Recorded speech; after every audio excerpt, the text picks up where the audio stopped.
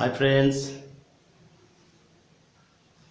আমি কাল আপনাদের জন্য একটা নতুন ভিডিও শুটিং করতে যাচ্ছি। এটা একদম আসানসোলের কাছে বড়ন্তি বলে একটা জায়গা। মূলত আমি এখানে পলাশ দেখতেই যাচ্ছি।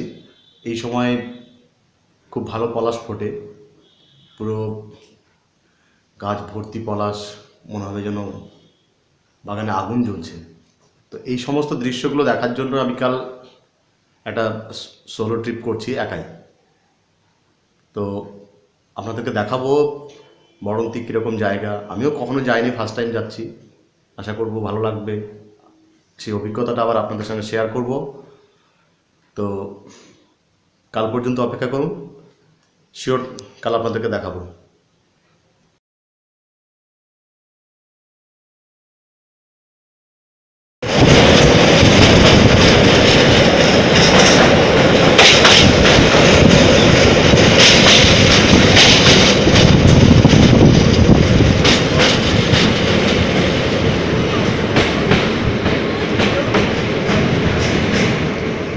হাই ফ্রেন্ডস,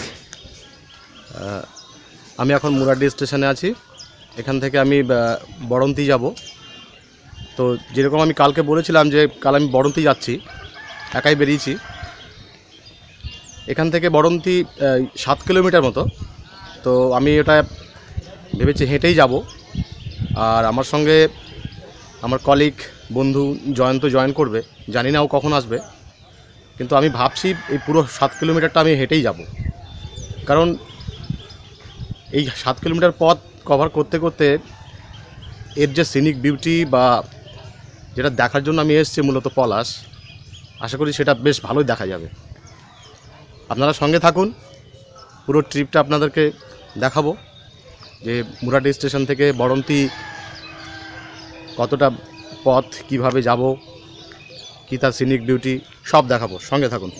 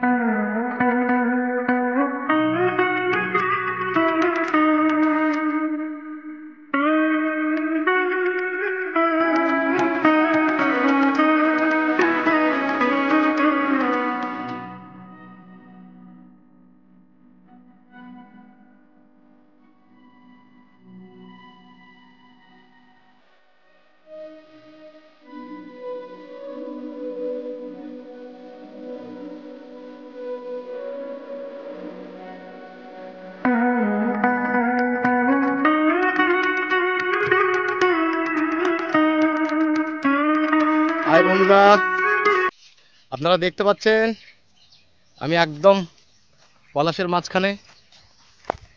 খুব ভালো লাগছে, ভাবিনি যে হাতের কাছেই পলাশ পেয়ে যাব। দেখতেই পাচ্ছেন আমি একদম পলাশ গাছের তলায়, চারিদিকে শুধু পলাশ আর পলাশ। দারুণ ভালো লাগছে। সত্যি যদি না আসতাম তাহলে হয়তো জীবনে কোনো দিন অনুভূতিটা পেতামই না যে বলা যাবে না, এটা যে কী অনুভূতি এটা আমি বলে বোঝাতে পারবো না। জাস্ট শুধু পলাশ পলাশ পলাশ। খুব ভালো একটা দিন স্পেন্ড করছি। যদি আপনারাও এরকম অ্যাডভেঞ্চার নিতে চান, জাস্ট বেরিয়ে পড়ুন। কাকে পাবেন সঙ্গে না পাবেন সেসব ভাবতে হবে না, বেরিয়ে পড়ুন।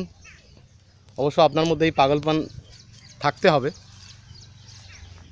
খুব ভালো লাগছে, সঙ্গে থাকুন। সারাদিন আছি আজকে আমি।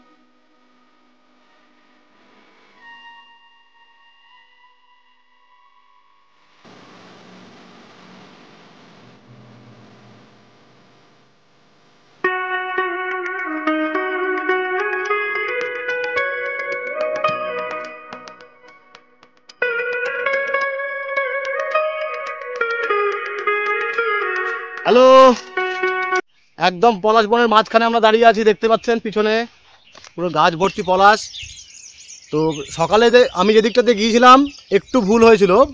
সবাই যেটা বলে যে বড়ন্তিতে পলাশ, কিন্তু না, একটু ভুল। ওটা ওই বড়ন্তির দিকে পলাশটা ঠিক নেই।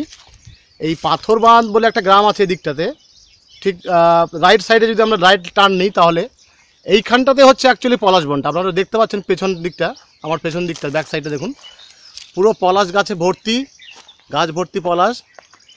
আর ওই দিকটাতে যেটা আছে সেটা ওদিকেও আছে হয়তো মাঝে মাঝে, কিন্তু এদিকটাতে অ্যাকচুয়ালি পলাশ বনটা। আপনারা যদি আসেন অবশ্যই পাথরবাঁধ বলে যে গ্রামটা, এদিকটা একবার ঘুরে যাবেন। অসাধারণ ভিউ। এই পাহাড়ের উপর থেকে আমি কয়েকটা ফটো নিয়েছি। নিচটাতে মনে হচ্ছে পুরো যেন একদম আগুন জ্বলছে গাছে গাছে। বলে না যে ফাগুনে আগুন, ওই ব্যাপারটা আপনারা এই দিকটাতে এলেই পাবেন, ওই দিকটাতে ভালো পাবেন না। তো আমি আপনাদের অনুরোধ করব, খুব বেশি বড় প্ল্যানিংয়ের দরকার নেই। সাতুড়ি এলাকায় ব্যাস ব্যাগ গোছান, বেরিয়ে পড়ুন। অসাধারণ ভিউ। এই পলাশ এখনও 15 দিন তো থাকবেই। আমার সঙ্গে জয়ন্ত আছে। জয়ন্ত, বলো তোমার এই এলাকা সম্পর্কে বলো। আপনারা যদি কখনো আসেন এই সাঁতুড়ি থানা এলাকায় চলে আসবেন। পলাশের সব থেকে আধিক্য লক্ষ্য করা যায় পুরুলিয়া জেলার মধ্যে সাঁতুড়ি থানা এলাকায়। বাহ। পাথরবাঁধ আর সংলগ্ন এরিয়া, টাড়াবাড়ি, গুমরা, এইসব জায়গায়। বড়ন্তি থেকে খানিকটা দূরে বাই রোড, রানীগঞ্জ থেকে মেজিয়া থেকে শালতোড়া হয়ে সাঁতুড়ি আসা যায়। বাহ। আর আমি তো আসার সময় বলেই দিলাম যে আসানসোল থেকে মুরাড্ডি স্টেশন থেকে আমি পুরোটা 7 কিলোমিটার প্রায় পায়ে হেঁটেই ঘুরেছি। তারপরে ও আমার সঙ্গে জয়েন করেছে। এটা অনেক দিনের একটা ইচ্ছা ছিল। যাই হোক, জয়ন্ত আজকে আমাকে সেটা পূর্ণ করতে সাহায্য করেছে। অনেকটা দেখা হয়েছে, আরও কিছুটা বাকি আছে। সঙ্গে থাকুন, দেখাবো আপনাদেরকে।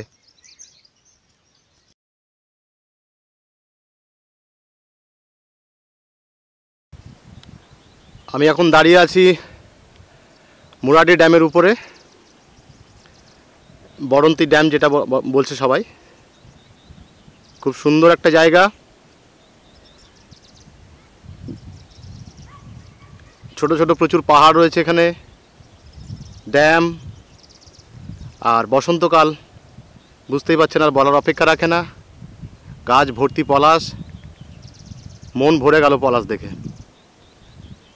সারাদিন আছি আমি আজকে এখানে, দেখাবো আপনাদেরকেও দেখাবো।